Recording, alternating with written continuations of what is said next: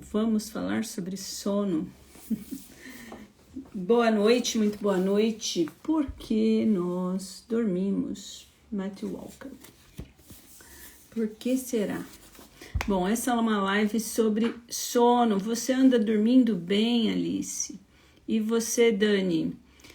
Quem tá chegando aí? Carol, Raquel, boa noite. Maria Tereza chegou, boa noite. Por que nós dormimos? Vamos falar sobre sono. Boa noite. Conta pra mim aí de onde você está assistindo esta live. Boa noite, Maria Tereza. Muito boa noite. Quem mais tá aí? Rose. Quem mais? Vamos chegando para essa live, continuando aqui esse nosso assunto, né? Estudando sobre o sono, porque o sono é o melhor antidepressivo e ansiolítico que existe, não tem contraindicações, né? E esse canal aqui é para falar de autocuidado, né? Te cuida. Então, um cuidado essencial que a gente precisa ter com a gente mesmo é priorizar o sono, né? Priorizar o sono. E para priorizar o sono, a gente precisa conhecer mais sobre o sono, certo? Então, boa noite. Quem estiver chegando aí, manda um oi, um coração, algum sinal de estou assistindo essa live.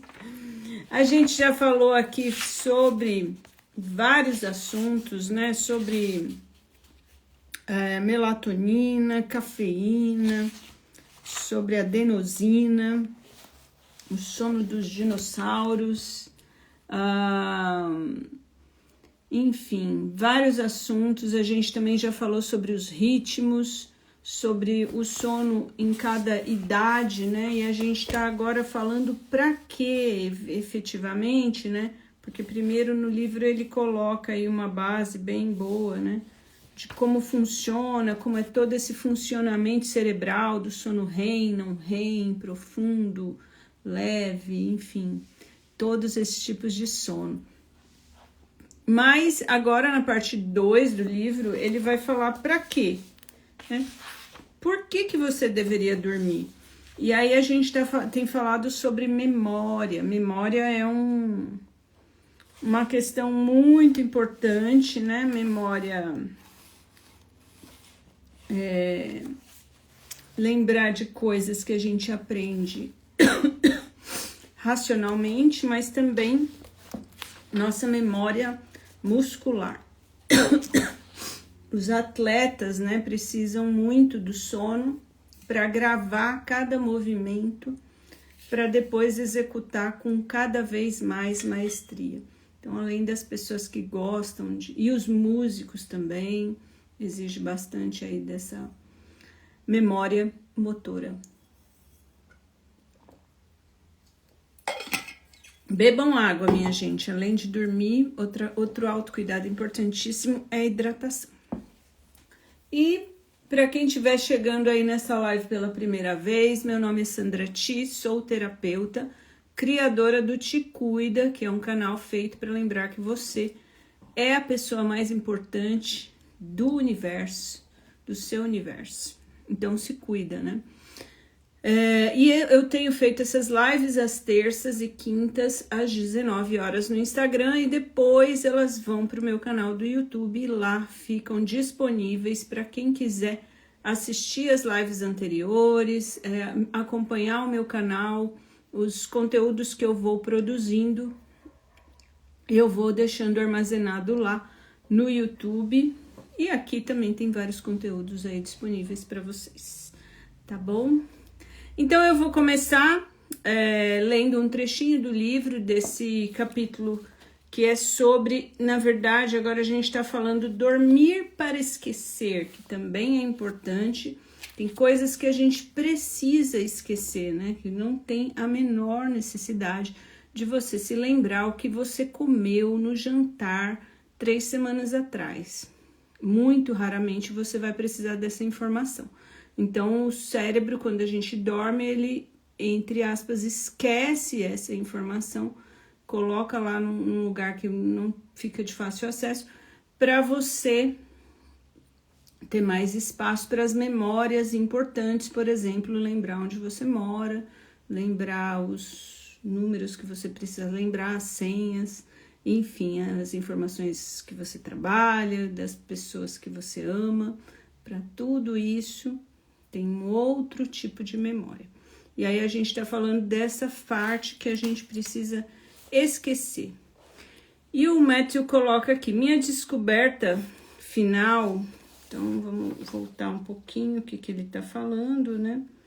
Ele está falando sobre um esquema de um estudo científico, né? Com uma sequência de números difíceis de memorizar, que foi feito.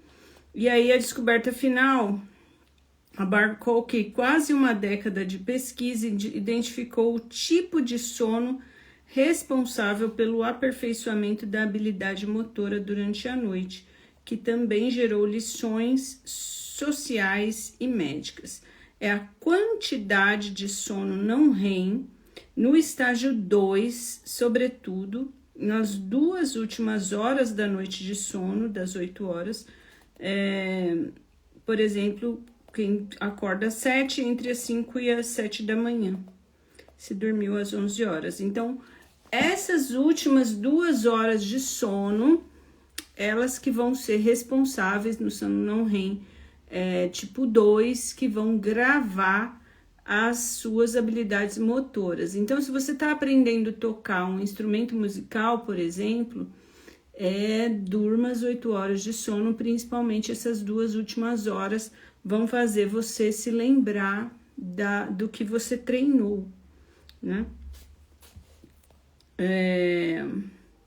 Muito impressionante foi o fato do aumento desse fuso após aprendizado só ter detectado em regiões do couro cabeludo situado acima do córtex motor, bem diante da coroa da cabeça. Então, eles mapeiam até onde está essa memória, fisicamente, o que ela acende, né, nos equipamentos que eles usam. Aí eu grifei outra parte aqui. O astro da prova de 100 metros rasos, Usain Bolt, em muitas ocasiões tirou uma soneca nas horas precedentes do recorde mundial e antes das finais olímpicas, em que conquistou o ouro. Nossos próprios estudos respaldam essa sabedoria da soneca tirada durante o dia, que contém um número suficiente de fusos de sono, também proporcional a uma melhora significativa da memória da habilidade motora, justamente com o benefício restaurador da energia percebida, da fadiga muscular reduzida. Então, além de ser importante você dormir e completar o ciclo de sono, principalmente das 2 últimas horas, soneca, que hoje em dia, né, eu não sei como que tá aí para vocês, cada vez mais difícil tirar uma soneca à tarde, mas é super saudável. Recentemente, ele fala, fiz uma apresentação para várias seleções de basquete e futebol americano nos Estados Unidos, para as últimas do Reino Unido, de pé diante do diretor técnico da equipe. Falei sobre um dos mais sofisticados, potentes e poderosos, para não dizer legais, não consigo falar essa palavra, potencializadores de desempenho com real potencial para determinar uma partida. O sono. Então, a gente tem os atletas que, né, às vezes, para potencializar um resultado, eles usam determinadas substâncias, e aí tem o antidoping, não pode, mas o sono faz muitas vezes o mesmo resultado e não existe nenhum problema nisso. Então, tire pelo menos 8 horas de sono por noite, sobretudo menos de 6 por noite, e ocorre o seguinte tempo de exaustão física, que cai de 10 a 30%. Então, o atleta que deixa de dormir essas 2 horas finais vai ter uma queda de desempenho de 30% ali, 10 a 30%, né? Prejuízos acentuados cardiovasculares, metabólicos e tal. E no que se refere a lesões, não há melhor apólice de seguro mitigadora de riscos do que o sono. O sono pós-desempenho acelera a recuperação física da inflamação comum, estimula a reparação muscular e ajuda a reabastecer a energia celular. O sono só tem vantagens, né? Então, fechando o assunto aqui, sempre que precisamos contar com o sono não REM para refinar ou manter os movimentos motores. Então, um dos motivos para a pessoa dormir bem é nossa habilidade motora. E nossa habilidade motora é tudo, né? É andar, agachar, sentar, levantar. Então, o sono está envolvido, mas principalmente para os atletas, né? E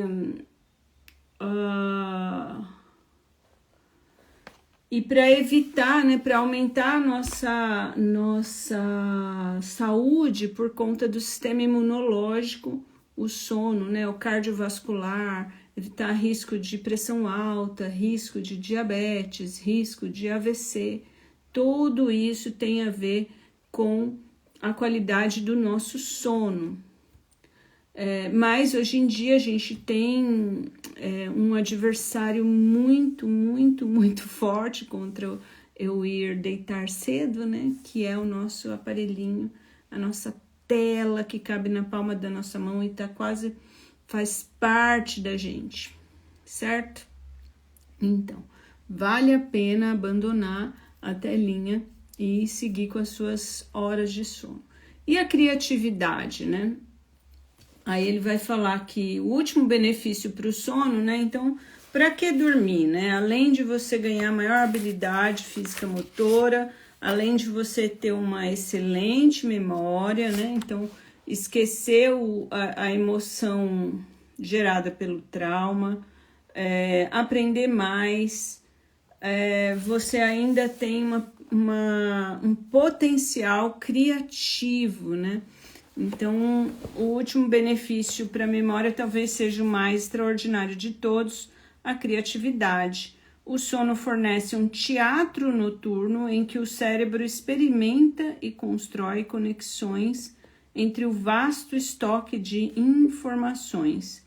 Essa é uma tarefa realizada por meio de um estranho algoritmo que tende a procurar associações mais distantes e não óbvias, mais ou menos como a busca do Google às avessas, de forma que o cérebro desperto jamais faria.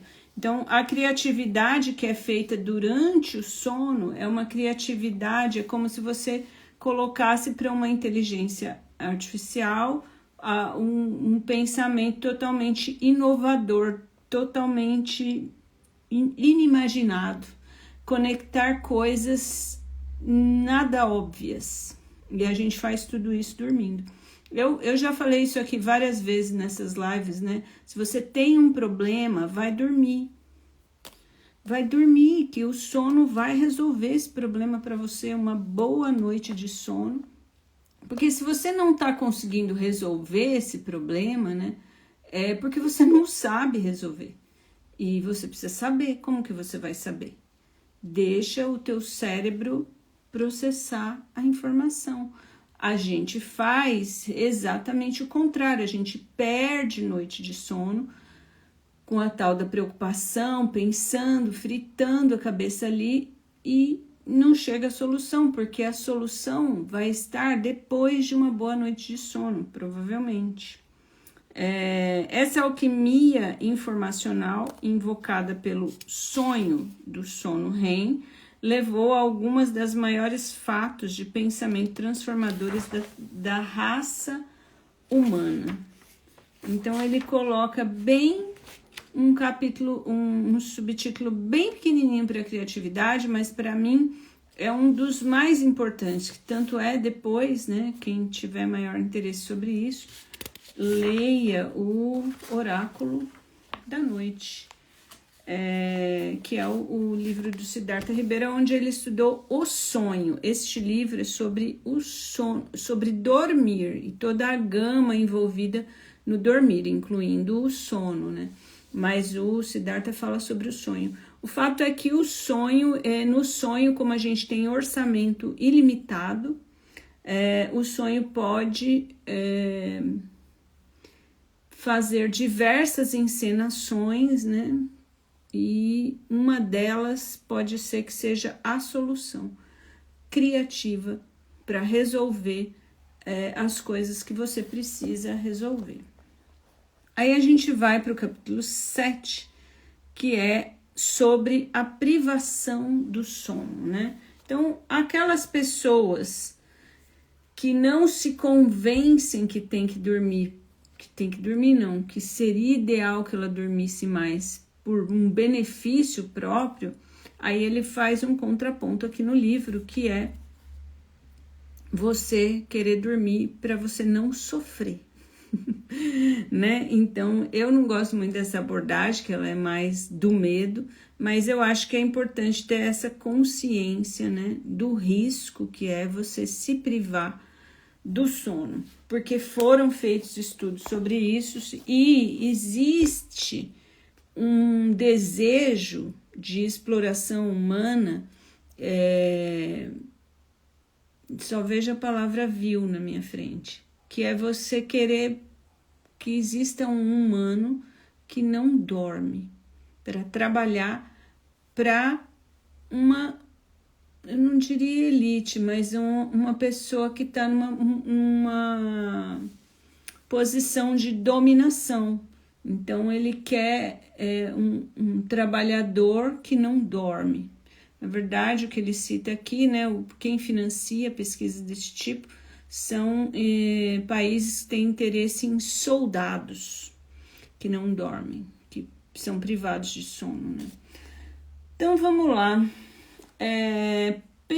Pressionado pelo peso dos indícios científicos incriminadores, o Guinness Book of World Records parou de reconhecer tentativa de quebrar recorde mundial de privação de sono. Então, já existiu no passado pessoas tentando quebrar recordes de mais tempo sem dormir. É cada uma que esse Guinness inventa, mas isso é extremo demais para o Guinness Book, né? Para o Guinness Book não foi legal. Por quê? Levando em consideração que o Guinness considera aceitável que um homem, Felix Baumgartner, suba 39 mil metros até as regiões exteriores da nossa atmosfera em um balão de ar quente usando um traje espacial, abra a porta de uma cápsula, fique em pé no alto de uma escada suspensa sobre o planeta e depois volte à Terra em queda livre em uma velocidade de 1.358 km por hora, ultrapassando a barreira do som, enquanto cria uma explosão sônica com o corpo, ou seja, os riscos associados à privação de sono são consideráveis muito mais elevados, na verdade, inaceitavelmente altos com base nas provas. Então, o Guinness Book, ele pode permitir que uma pessoa suba e caia a 1.500 por hora, mas não que a pessoa prive o sono. Tão extremo que é a privação, o problema, né, da privação de sono.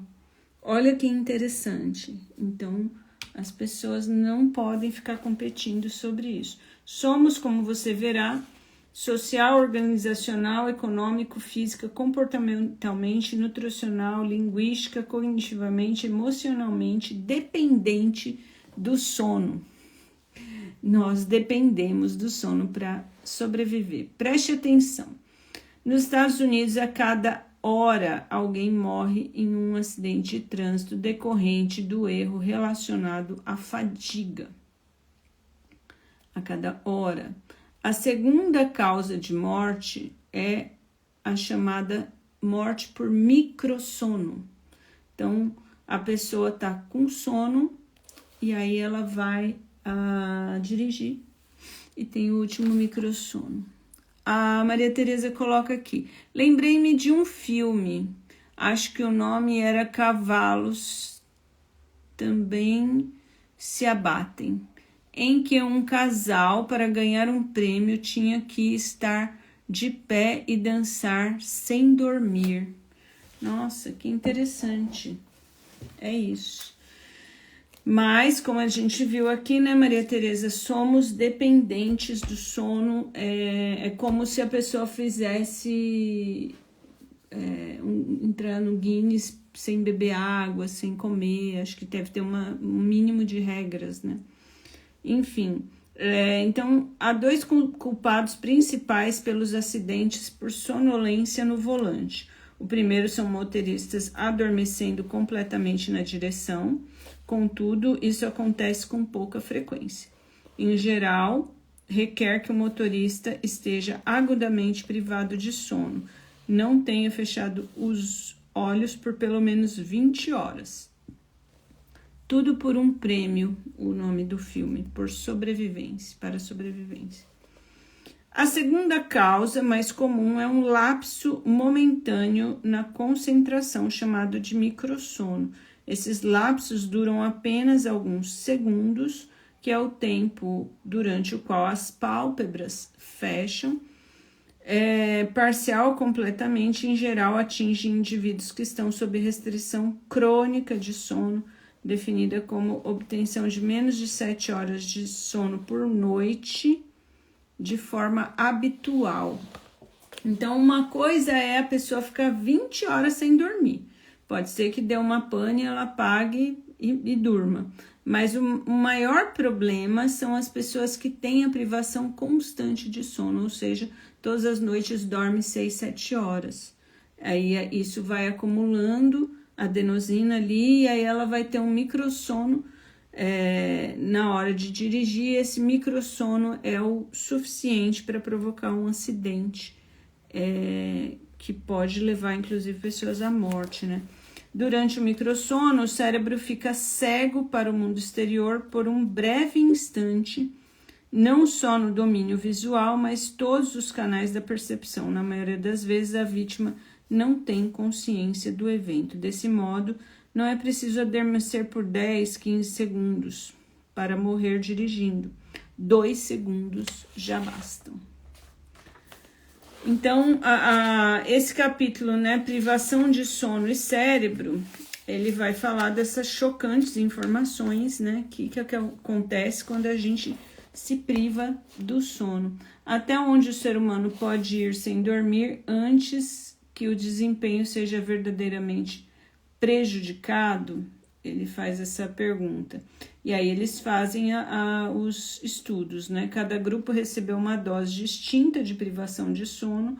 O grupo foi mantido acordado por 72 horas sem interrupção, passando 3 noites consecutivas sem dormir. O segundo grupo teve permissão para dormir 4 horas por noite, e o terceiro 6 por noite. O afortunado quarto grupo teve permissão para continuar dormindo por 8 horas por noite. Foram 3 descobertas principais. Primeiro, embora a privação de sono em quantidades variadas tenha tomado tempo de reação mais lento, constatou-se algo mais revelador. Por breve momento, o participante que deixaram de responder completamente. A marca característica mais sensível da sonolência não foi a lentidão, mas as respostas omitidas, né? Gingers estava capturando lapsos, também conhecido como os microsonos. Então, os indivíduos que dormiram 8 horas todas as noites mantiveram um desempenho estável, quase perfeito, ao longo das 2 semanas. Os grupos que teve privação de sono total por 3 noites sofreram um prejuízo catastrófico, o que não foi motivo de surpresa.